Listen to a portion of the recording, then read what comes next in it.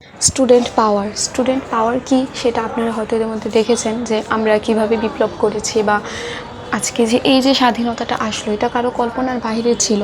কারণ তখন সরকার নিজেও জানতো না যে স্টুডেন্টের পাওয়ার এত ক্ষমতা যে সবাই একসাথে হলে আসলে আমরা ইউনিভার্সিটি আমরা তো ফার্স্ট ইউনিভার্সিটি, তো যারা স্কুল কলেজ আছে, যারা পিচ্চি বাচ্চা আছে, সবাই আমাদের এই বিপ্লবে আমাদেরকে সহযোগিতা করেছে। অবশেষে নির্বিশেষে হচ্ছে সব ধরনের মানুষ, রিক্সাওয়ালা মামা সহ সবাই আমাদের সাহায্য সহযোগিতা করেছে এবং তারই মাধ্যমে আমরা এই বিপ্লবটি অর্জন করেছি, যার জন্য আসলে খুবই খুশি লাগছে। এবং আরেকটি ব্যাপার যেটা হচ্ছে যে এই যে আমরা এই নতুন সমাজ, এই নতুন দেশটি গঠন করতে যাচ্ছি, আমরা স্টুডেন্টরা এই নতুন দেশটিতে আমরা চাই না কোনো প্রকার রাজনৈতিক অথবা যেই মানুষগুলো আছে যারা হচ্ছে সেই দলের সাথে যুক্ত তাদেরকে আমরা এখানে আর প্রশ্রয় দিতে চাচ্ছি না। তো সেই কারণে সেই জায়গাটি থেকে বলতে চাই যে আসলে আমরা কতটুকু পরিমাণে প্রবলেম ফেস করেছি এবং তার সুবিধা নিবে এখন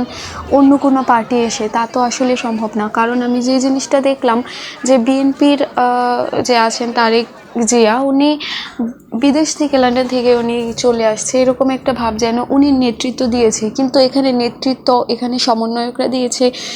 এখানে সম্পূর্ণ যেই ইচ্ছা প্রকাশটা করেছি আমরা সব স্টুডেন্টস, কারণ আমাদের স্টুডেন্টস আমরা ছিলাম সবসময় পাশে, আর আমরা আমাদের অধিকার আদায়ের জন্যই আসলে এই দাবি কোটা আন্দোলনের দাবিটা রেখেছিলাম। তো যাই হোক, আলহামদুলিল্লাহ সেটা পূরণ হয়েছে এবং আমাদের এক দফাও পূরণ হয়েছে।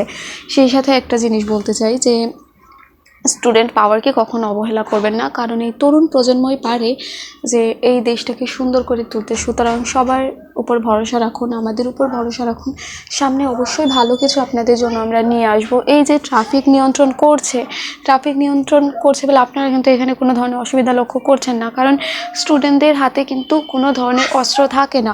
স্টুডেন্টরা হচ্ছে স্বাধীন, তারা স্বাধীন করেছে দেশ, এবং আমি আশা করি যে আপনারা আমাদের সহযোগিতা করবেন, আমাদের সাথে থাকবেন।